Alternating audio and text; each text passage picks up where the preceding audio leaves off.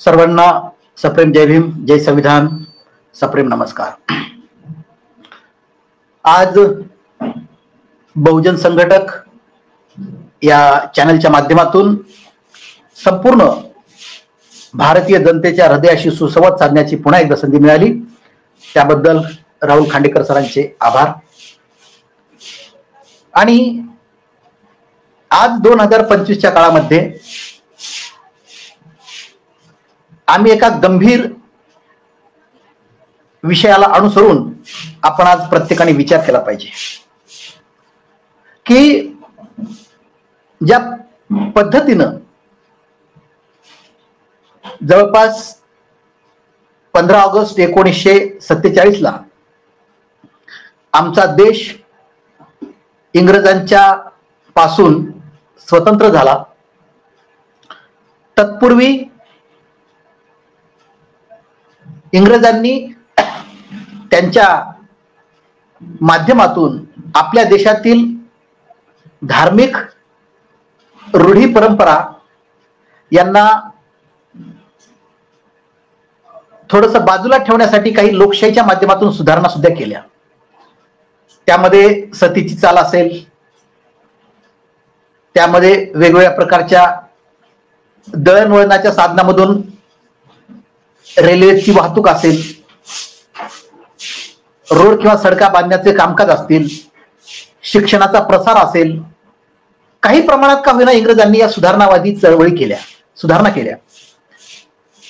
परंतु इंग्रजांच्याही अगोदर आपल्या देशावरती बाहेरून आलेले मोगल होते, मुस्लिम सम्राट होऊन गेले। त्याचप्रमाणे कुशाण, ग्रीक देशामधील अनेक राजांनी आपल्या देशावरती आक्रमण करून आपल्यावरती राज्य केलेलं आहे। म्हणजे साधारणपणे आर्यांच्या पहिल्या आगमनापासून, म्हणजे सुमारे आजपासून 4500 वर्षापासून ते 1947 पर्यंत, या 4500 वर्षाच्या इतिहासामध्ये, भारताच्या इतिहासामध्ये हा संपूर्ण इतिहास हा मूळ सिंधू संस्कृती असलेल्या भारतीय संस्कृतीवर बाहेरून आलेल्या सर्वच परकीय आक्रमकांनी आमच्या देशातील, आमच्या सिंधू संस्कृतीतील मूळ सुसंस्कृतीला बाजूला टाकून देऊन आपली वेगवेगळ्या प्रकारची, मग ती कूटनीती असेल, वेगवेगळ्या प्रकारची साम्राज्यवादी असेल, ह्या नीतीचा वापर करून आमच्या मूळ सिंधू संस्कृतीला आणि भारतीय संस्कृतीला आम्हाला वंचित आणि उपेक्षित करून टाकलं। आणि या 4500 वर्षाच्या इतिहासामध्ये आम्ही या परकीयांचे सर्वच अक्षरशः गुलाम म्हणूनच आम्ही त्या काळामध्ये आम्ही जगत आलेलो होतो। कारण गुलामांना हक्क नसतात, केवळ कर्तव्य असतात। आणि त्याच अनुषंगाने 1947 पर्यंत आम्ही या देशातील मूल निवासी असो किंवा आम्ही मूळ भारतीय असो, आम्ही सर्वांनीच या बाहेरून आलेल्या सर्वांचे गुलाम म्हणूनच आम्ही संपूर्ण 4500 वर्षाच्या इतिहासामध्ये आम्ही गुलाम म्हणून ठरलेलो होतो। या सगळ्या बाबींचा जेव्हा विचार केला असता, जवळपास 1947च्या अगोदरच्या 30 ते 40 वर्षाच्या इतिहासामध्ये, म्हणजेच 20व्या शतकाच्या सुरुवातीपासून ते देश स्वतंत्र होईपर्यंत, या 40 ते 45 वर्षाच्या इतिहासात आम्ही, म्हणजे आम्ही भारताचे लोक, आम्ही एक सुधारणावादी इंग्रजांच्या माध्यमातून असेल किंवा समाज सुधारकांच्या माध्यमातून असेल, वेगवेगळ्या प्रकारच्या, वेगवेगळ्या जाती धर्मातल्या, त्यांच्या माध्यमातून आम्ही काही का होईना एक स्वातंत्र्याच्या साठी किंवा सुधारणेसाठी एक क्रांती करण्यास आम्ही उद्युक्त झालो होतो। आणि त्या पद्धतीनं तत्कालीन महापुरुष, स्वातंत्र्य सैनिक या सर्वांनी मिळून तन मन धन समर्पित होऊन सर्व प्रकारे त्यागातून, संघर्षातून आमच्या देशाला म्हणजे आम्हाला इंग्रजांच्या तावडीतून मुक्त केलं आणि एका स्वतंत्र भारताची पायाभरणी केली. आणि हे करत असताना त्या काळातल्या सर्वच महापुरुषांनी, वेगवेगळ्या जातीतले, वेगवेगळ्या धर्मातले, वेगवेगळ्या पंथातले, या सर्वांनी मिळून राष्ट्रीय एकात्मता कशी वाढीस लागेल, कशी जोपासल्या जाईल आणि या 4,500 वर्षाच्या भारताच्या काळ्याकुट्ट अशा इतिहासामधून आम्ही प्रखर उजेडामध्ये भारत कसा नेऊ आणि तो कायमस्वरूपी कसा टिकवू, यासाठीच सर्व तत्कालीन महापुरुषांनी आपल्या देशासाठी प्रयत्न केले आणि त्या काळात ते यशस्वी सुद्धा झाले. आणि त्याचबरोबर एक स्वतंत्र भारत, बघा, सार्वभौमत्व ही संकल्पनाच आम्हाला कधी माहित नव्हती. 4,000 वर्षाच्या इतिहासामध्ये आम्हाला म्हणजे आमच्या भारत देशाला सार्वभौमत्व काय असतं हे माहिती नव्हतं, स्वातंत्र्य कसं असतं हेही माहित नव्हतं. परंतु इंग्रजांनी जाता जाता आम्हाला स्वातंत्र्य दिलं. स्वातंत्र्याबरोबरच त्यांच्या प्रयत्नामुळे म्हणा किंवा प्रत्यक्ष अप्रत्यक्षरित्या आपल्या महापुरुषांच्या तत्कालीन प्रयत्नामुळे म्हणा, आम्हाला स्वतंत्र भारताच्या नंतर स्वतंत्र भारताचं कायम अस्तित्व टिकविण्यासाठी आम्हाला आमच्या देशाला एक स्वातंत्र्य, समानता, न्याय आणि बंधुता या नैसर्गिक मूल तत्वज्ञानाच्या आधारावर असलेल्या लोकशाहीला आणि त्याचबरोबर संविधानाला अनुसरून असलेलं स्वातंत्र्य आम्हाला मिळालं, जे निसर्ग नियमाला सुद्धा मान्य आहे. अशा परिस्थितीत जवळपास 397 सभासद असलेली संविधान सभा, त्या संविधान सभेने स्वातंत्र्याच्या अगोदरपासूनच ते 1949 पर्यंत, म्हणजे 1946 ते 49 म्हणजे 2 वर्ष 11 महिने 17 दिवस आणि तत्पूर्वी संविधान सभा ची निर्मिती झालेली, या सगळ्या 4 वर्षाच्या कालावधीमध्ये साधारणतः आमच्या संविधान सभेने वेगवेगळ्या समित्या नियुक्त केल्या. त्यामध्ये मसुदा समिती होती आणि त्या मसुदा समितीच्या माध्यमातून एक मसुदा भारताच्या संविधानाचा निर्माण झाला आणि डॉक्टर बाबासाहेब आंबेडकर अध्यक्ष आणि इतर 6 सदस्य त्यामध्ये असताना यांच्या माध्यमातून आणि विशेषतः डॉक्टर बाबासाहेब आंबेडकर यांच्याच जास्तीत जास्त प्रयत्नातून,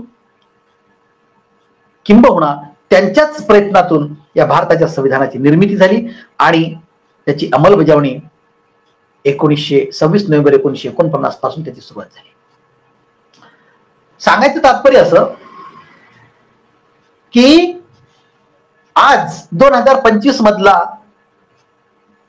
जो भारतीय नागरिक आहे, कुणीही घ्या, आणि त्यांनी प्रत्येकाने स्वतःला प्रश्न विचारावा की मी कोण आहे, किंवा दुसऱ्यांनी तिसऱ्याला प्रश्न विचारा तू कोण आहे, तर तो सांगेल मी जय भीमवाला आहे, मी बुद्ध आहे. कुणी म्हणेल मी हिंदू आहे, मी कुंभार आहे, मी चाभार आहे, मी मराठा आहे, मी धनगर आहे. कुणी म्हणेल मी मुस्लिम आहे, कुणी म्हणेल मी ख्रिस्त आहे, कुणी म्हणेल मी शीख आहे, कुणी म्हणेल मी वगैरे वगैरे. परंतु आज 2025च्या काळामध्ये असे किती लोक म्हणतात की मी प्रथमतः आणि अंतिमतः भारतीयच आहे. विचार करा, तुम्ही स्वतःला प्रश्न विचारा. आम्ही आणि आमच्या नेत्यांनी, आमच्या महापुरुषांनी 26 नोव्हेंबर 1949 रोजी संविधान सभेत हे संविधान स्वीकारताना आम्हाला एक शपथ दिलेली आहे, आम्हाला एक प्रतिज्ञा करण्यासाठी एक दृढ संकल्प आम्हाला दिलेला आहे आणि ती प्रतिज्ञाच संपूर्ण भारताच्या संविधानाची उद्देशिका म्हणून समोर आलेली आहे. त्या संपूर्ण उद्देशिकेमधल्या पहिली ओळ म्हणजे पहिली लाईन आणि शेवटची लाईन. कारण भारताच्या संविधानाचा संपूर्ण सारांश, संपूर्ण सार, संपूर्ण सेंट्रल पॉइंट जर काय असेल तर ती आहे प्रिएम्बल, म्हणजे उद्देशिका. आणि या उद्देशिकेमध्ये जे पहिलं वाक्य आहे, पहिली ओळ आहे, आम्ही भारताचे लोक, आणि शेवटी स्वतः प्रत अधिनियमित करून अंगीकृत करत आहोत. या पहिल्या आणि शेवटच्या ओळीचा आम्ही आज 2025च्या काळामध्ये जो दृढ संकल्प आणि शपथ घेतलेली होती ती आम्ही दररोज शाळेमधून आमच्या मुलांच्या, विद्यार्थ्यांच्या तोंडामधून ऐकतोय. आणि आम्ही सुद्धा कधी कधी कुठल्या सार्वजनिक कार्यक्रमामध्ये बोलतोय. परंतु कृतीमध्ये आणि आचरणामध्ये आम्ही कोण आहोत? आम्ही आहोत कोण? हा प्रश्न प्रत्येकाने स्वतःला विचारला पाहिजे. विचार करा, याच भारताचं संविधान आणि ही दिलेली लोकशाही कोणासाठी दिली? तुमच्यासाठी, माझ्यासाठी, आमच्या सर्वांसाठी दिलेली आहे. आणि याची जागृती आजपर्यंत 75 वर्षामध्ये आम्ही कुठपर्यंत केलेली आहोत? हाही स्वतःला प्रश्न विचारा. एक कल्पना करा की माझं कुटुंब आहे, माझी पत्नी आहे. प्रत्येकाने स्वतःला हा विचार करावा आणि प्रश्न करावा. माझं कुटुंब आहे, माझे आई वडील आहेत, माझी पत्नी आहे, माझी मुलं आहेत, माझे भाऊ आहेत. हे माझं कुटुंब आहे आणि या कुटुंबाचा प्रमुख मी आहे, कुटुंब प्रमुख. आणि मग या माझ्या रक्ताच्या असलेल्या कुटुंबाच्या सदस्यावरती जर कुठल्या प्रकारची समस्या निर्माण झाली, दवाखान्याची अडचण असेल, घर बांधणीची अडचण असेल, प्लॉट घेण्याची अडचण असेल, लग्न करण्यासाठीची अडचण असेल, ह्या सगळ्या कुठल्याही प्रकारची जर अडचण आली, समस्या निर्माण झाली, तर मी म्हणजे कुटुंब प्रमुख आणि त्या कुटुंबातील प्रत्येक सदस्य, एक ना एक, लहानातल्या लहान आणि मोठ्यातला मोठा, प्रत्येक सदस्य त्या कुटुंबासाठी जीवाचं रान करेल. शेजाऱ्याशी जर पटत नसेल तर त्याच्याशी पंगा घ्यायला सुद्धा मागे पुढे पाहणार नाही. त्या कुटुंबावरती जर समजा कुणी वाकड्या नजरेने जरी पाहिलं तरी त्याच्याशी शत्रुत्वाच्या पद्धतीने त्याच्याकडे पाहत राहील. थोडक्यात सांगायचं की आम्ही आमच्या कुटुंबाच्या साठी, प्रत्येक सदस्यासाठी संरक्षण आणि त्याच्या कल्याणासाठी, त्याच्या भल्यासाठीच आम्ही आमचं शेवटच्या श्वासापर्यंत जगत असतो. मग या कुटुंबावर ज्या पद्धतीनं आम्ही स्वतःच्या संरक्षणासाठी आणि जगत असतो, तर मग भारत देश सुद्धा हे कुटुंब आहे. आणि प्रत्येक भारतीय नागरिक या भारत देशाच्या कुटुंबाचा कुटुंब प्रमुख आहे. ही जी व्यवस्था आहे, कल्पना करा, एखादं घरामध्ये रांगतं बाळ आहे, निरागस बाळ आहे, आणि ते निरागस रांगतं बाळ विस्तवाकडे जात असेल, गॅसकडे जात असेल पेटत्या, त्याला आपण लगेच आवरतो. खड्ड्यात पडणारा असेल, लगेच त्याला सांभाळतो. चालताना पडण्याचा, तोल जाण्याची भीती असेल तर लगेच आपण त्याला पकडतो. म्हणजे त्या निरागस बाळाला सांभाळण्यासाठी भोवताल बसलेले असतात आई, आजी, काकू, काका, मामा, मावशी, बहीण, भाऊ, सर्व बसतो ना आपण. लहान बाळ,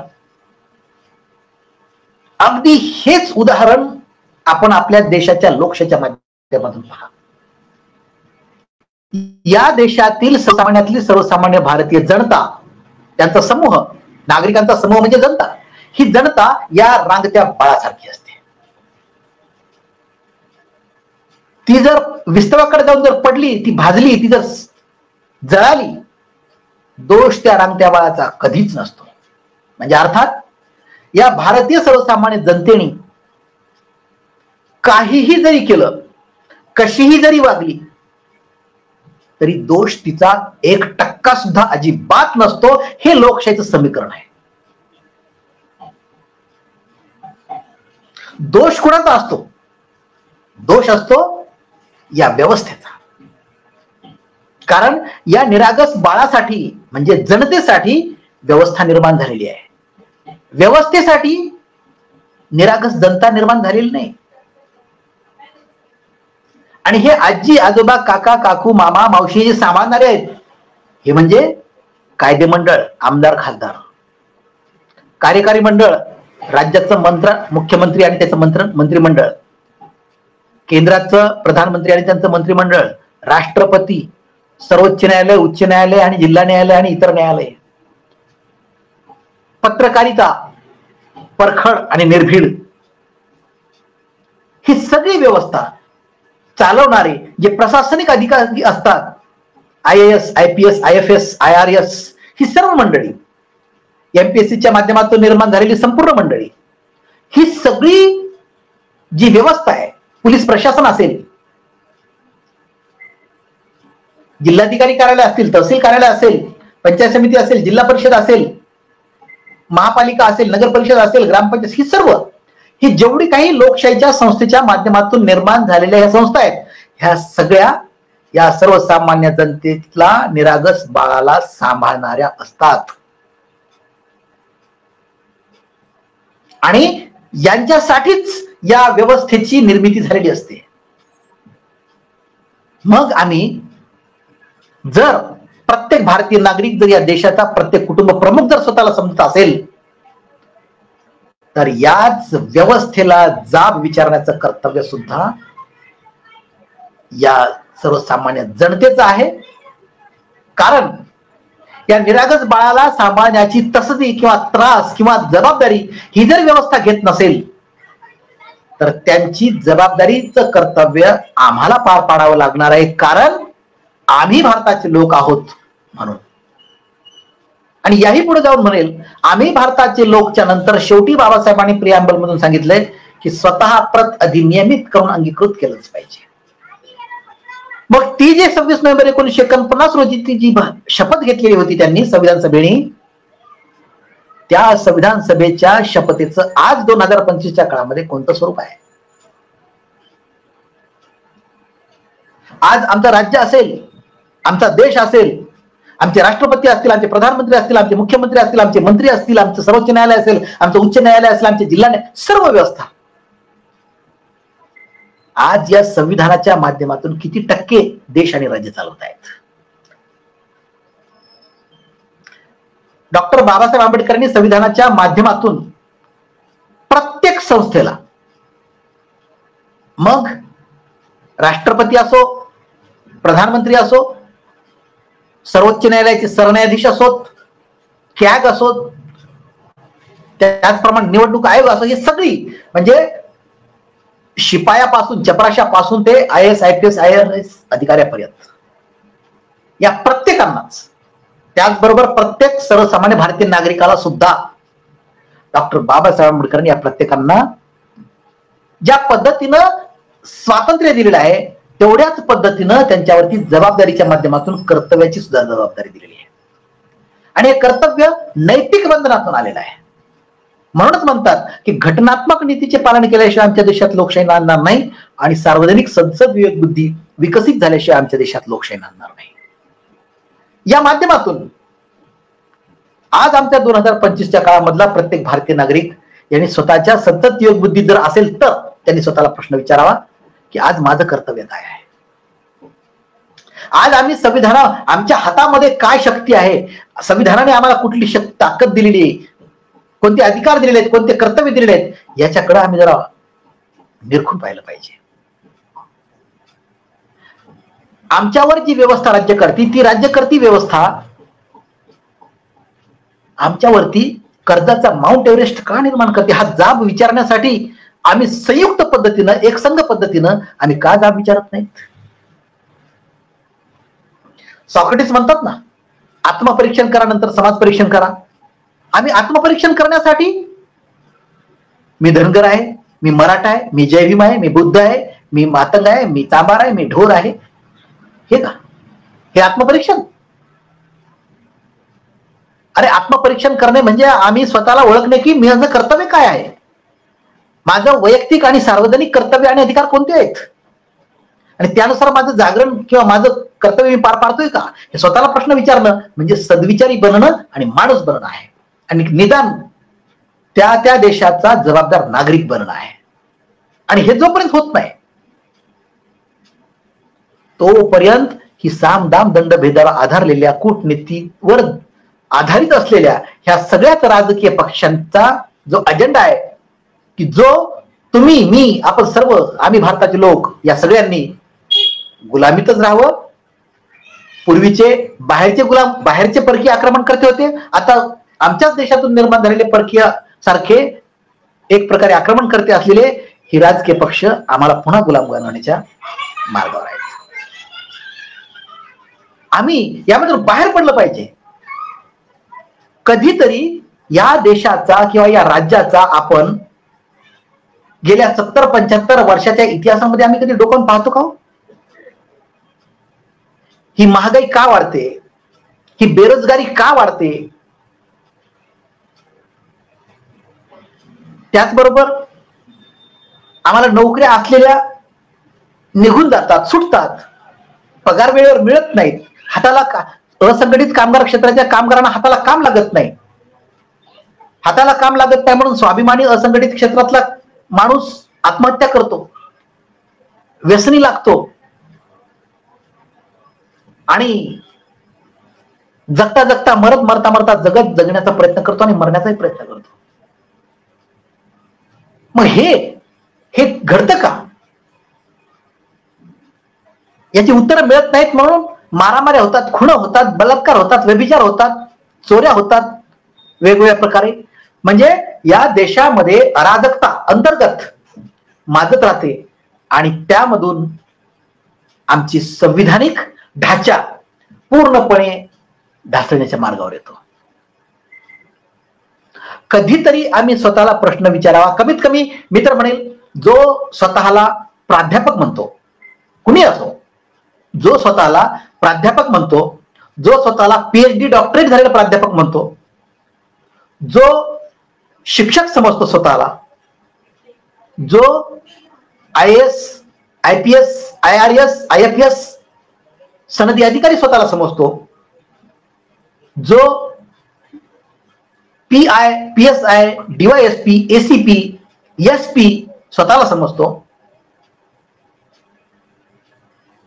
आजी असो का माझी असो, अशांनी क्षणभर आपल्या हृदयातील सत्ययुग बुद्धीला थोडस उघडून पाहावं आणि स्वतःलाच प्रश्न विचारावे की या देशासाठी मी काय केलंय. एक म्हण आहे, एक म्हणतात, मी सर्व्हिस केली, मी 35 वर्ष सर्व्हिस केली, मी 40 वर्ष सर्व्हिस केली, मी 30 वर्ष सर्व्हिस केली. कशामध्ये? महाराष्ट्र सरकारमध्ये, इतर राज्य सरकारमध्ये, केंद्र सरकारमध्ये मी सर्व्हिस केली. एकदम चुकीची व्याख्या आहे सर्व्हिस केली म्हणजे. सर्व्हिस म्हणजे काय? सेवा. सर्व्हिस म्हणजे सेवा, आणि सेवा म्हणजे असं काम करा, असं काम केलं जातं, त्या कामाच्या बदल्यामध्ये कसलाही अपेक्षा नसते, कसलाही पगार घेत नसतात, कुठलंही मानधन नसतं, कुठल्याही प्रकारच्या मोबदल्याची अपेक्षा नसते, त्याला सेवा म्हणतात. अहो, तुम्ही सर्व्हिस केलेली नाही, तुम्ही ड्युटी केलेली आहे, तुम्ही नोकरी केलेली आहे. साधं हे समीकरण आपल्याला समजत नाही. आणि म्हणून या प्रत्येकाने IAS आजी माझी, IRS आजी माझी, IPS आजी माझी, खासदार, आमदार, नामदार आजी माझी, नगरसेवक आजी माझी, नगराध्यक्ष, महापौर, मुख्यमंत्री, प्रधानमंत्री आजी माझी, सर्वोच्च न्यायालय, उच्च न्यायालय, न्यायमूर्ती आजी माझी, जिल्हा न्यायाधीश आजी माझी, या सगळ्यांनी स्वतःच्या सत्ययुग बुद्धीला प्रश्न विचारावा आणि सांगावं की मी देशासाठी किंवा राज्यासाठी किंवा जनतेसाठी काय केलंय. आणि याची जर उत्तरं तुम्हाला जर मिळत नसतील आणि याची उत्तरं शोधण्याची तुम्ही जर तसदी घेत नसाल आणि याची उत्तरं शोधण्याची तुम्हाला गरज वाटत नसेल, तर तुम्ही या देशाचे प्रथम गुन्हेगार आहात. तुम्ही या समाजाचे, या देशाचे प्रथम गुन्हेगार आहात. तुम्ही अप्रत्यक्षरित्या नैतिकतेचा खून केलेला आहे, नीतिमत्तेचा खून केलेला आहे. आणि म्हणून तुम्ही साधे माणूस सुद्धा बनवू शकत नाही, तुम्हाला माणूस सुद्धा म्हणता येणार नाही, एवढं माझं या ठिकाणी आपल्याला सांगणं आहे. अहो, जनावर आणि माणसामध्ये फरक काय असतो? जनावर भूक लागली की शिकार करतो, तहान लागलं की पाणी पितो, आणि केलेल्या शिकारीतून उरलेला भाग कुणीही खाओ याचं त्याला काही घेणं देणं नसतं, कारण स्वतःचं पोट भरलेलं असतं. पोट भरलं, पाणी पिलं, झाडाखाली जाऊन निवांत झोपतो सावलीला. आणि झोपेतून उठल्याच्या नंतर पुन्हा जर भूक लागली तर नवीन शिकार करतो. ही जी जनावराची, रानटी जंगली जनावराची जी नैसर्गिक नीती आहे, ती नैसर्गिक नीती सुद्धा या माणसांनी जपलेली नाहीये. मी सुद्धा त्यातलाच आहे, मी काही वेगळा नाहीये, मी सुद्धा माणूस नाही. मी माणूस बनण्याचा प्रयत्न जरूर करत आहे. मी माणूस 100% होऊ शकत नाही, असू शकत नाही, नाहीच. परंतु त्या मार्गाने जाण्याचा प्रयत्न मात्र मी जरूर करत आहे. आणि त्यासाठी आम्हाला डॉक्टर बाबासाहेब आंबेडकरांनी दिलेल्या संविधानातील उद्देशिकेप्रमाणे आम्ही भारताचे लोक आणि स्वतः परत अधिनियमित करून अंगीकृत करण्यासाठी या दृढ संकल्पानुसार आम्ही जगण्याचा प्रयत्न केला पाहिजे. आमच्या देशामध्ये किती अर्थतज्ञ आहेत, अनेक, ज्यांना राज्यसभेचं बक्षीस मिळालेलं आहे, वेगवेगळे सन्मान पुरस्कार मिळालेले आहेत, पद्मश्री, पद्मविभूषण, पद्मभूषण, अनेक पुरस्कार आणि पदवे मिळालेले आहेत, पुन्हा भारतरत्न सुद्धा मिळालेले आहेत. परंतु कुठल्या तरी एका अर्थतज्ञाने, कुठल्या तरी एखाद्या सुशिक्षित माणसाने आमच्या भारतीय जनतेला एकदा तरी कधीतरी सांगितलंय का की आमचा देश कर्जाच्या माउंट एव्हरेस्टमुळे दबून गेलेला आहे आणि याला जबाबदार ही राज्यकर्ती मंडळी आहे, याला जबाबदार ही सनदी अधिकारी आहे, आणि अशा संकटात सापडलेल्या देशाला वाचवू शकतं तुम्ही फक्त, म्हणजेच आम्ही भारताचे लोक, ही जाणीव सुद्धा आम्हाला कधी करून दिली नाही एखाद्या अर्थतज्ञाने किंवा एखाद्या सुशिक्षिताने. आमच्या देशाला वाचविण्यासाठी कुणी आव्हानच केलेलं नाहीये. जो कुणी आव्हान करण्याचा प्रयत्न करेल त्याला मात्र सरकार किंवा या राजकीय पक्षांच्या माध्यमातून वेगवेगळे बक्षीस मिळतात आणि त्याला दाबून टाकलं जातं, त्याच्या विचार टाकलं जातं, असं म्हणण्यापेक्षा तोच त्याला अपयशाला कारणीभूत राहतो, कारण तो सुद्धा या व्यवस्थेचा बळी होऊन जातो. संपूर्ण देशामध्ये मी ओपन चॅलेंज म्हणून सांगतो, या संपूर्ण या भारत देशामध्ये जी 140 ते 141 कोटी जनता आहे, या संपूर्ण 141 कोटी जनतेमध्ये फक्त माणूस या व्याख्येमध्ये, माणूस या शब्दाच्या व्याख्येमध्ये जास्तीत जास्त या 142-141 कोटी लोकसंख्येमध्ये जास्तीत जास्त 1000 माणसं असतील, जे माणूस व्याख्येमध्ये परिपूर्ण बसणारे फक्त 1000 माणसं असतील. आणि त्या 1000 माणसं ही वंचित आहेत, उपेक्षित आहेत, विस्कटलेले आहेत, वेगवेगळ्या ठिकाणी आहेत, त्यांची एकमेकाला कधी ओळख नाहीये. परंतु प्रत्यक्ष आणि अप्रत्यक्षरित्या त्या 1000 माणसावरतीच आमचा देश, आमचं संविधान, आमची लोकशाही आणि आमची सुसंस्कृती तरलेली आहे, एवढं मात्र निश्चित. त्या 1000 माणसामध्ये मी निश्चित नाही, आपण आहात का नाही ते सांगता येत नाही, मी तर निश्चितच नाहीये. परंतु त्या 1000 माणसामध्ये जर करता त्या 1000मध्ये वाढ होत गेली तर निश्चितपणे आमचा देश एका वेगळ्या पद्धतीनं, चांगल्या, ज्या महापुरुषांनी स्वातंत्र्याच्या पूर्वीच्या आणि स्वातंत्र्याच्या काळातल्या आणि स्वतंत्र झाल्याच्या नंतरच्या संविधान सभेतल्या महापुरुषांनी ज्या अपेक्षेने या देशाला संपूर्ण समर्पण दिलं, जी अपेक्षा व्यक्त केली त्या अपेक्षेला ही 1000 माणसं पुरतील आणि त्याच्यामध्ये वाढ झाली तर निश्चितपणे त्या अपेक्षेला आपण उतरू शकतो. आमच्याकडं बौद्धिक क्षमता आहे, आमच्याकडे जी काही शारीरिक क्षमता आहे त्या त्या आकलन क्षमतेप्रमाणे आम्ही सार्वजनिक हिताचा विचार का नाही करत? केवळ आणि केवळ पैसा, भौतिक सुख, गाडी, माडी, साडी, बंगला या संपूर्ण वर्तुळाच्या बाहेर आम्ही कधी डोकावून पाहिलेलंच नाहीये. आणि जोपर्यंत आम्ही पाहणार नाही तोपर्यंत तुम्हाला असे दुःख येतील, त्या दुखण्यावर उपाय या जगामध्ये कुठेही सापडणार नाही. तथागत भगवान बुद्धाच्या धम्माच्या सम्यक आजीविका या व्याख्येप्रमाणे जो कोणी माणूस जगत असेल, जो कोणी माणूस गर्भ श्रीमंत असेल, सम्यक आजीविकेच्या व्याख्येतून, समीकरणातून, तो माणूस सर्वात सुखी माणूस असेल, सर्वात सुखी. मग तो भौतिक सुखानं किंवा पैशानं, संपत्तीनं गरीब असो का अतिश्रीमंत असो, निश्चितपणे असा माणूस या देशामध्ये आणि जगामध्ये सर्वश्रेष्ठ सुखी सर्वात जास्त असणार आहे. सम्यक आजीविका इतर नाहीये.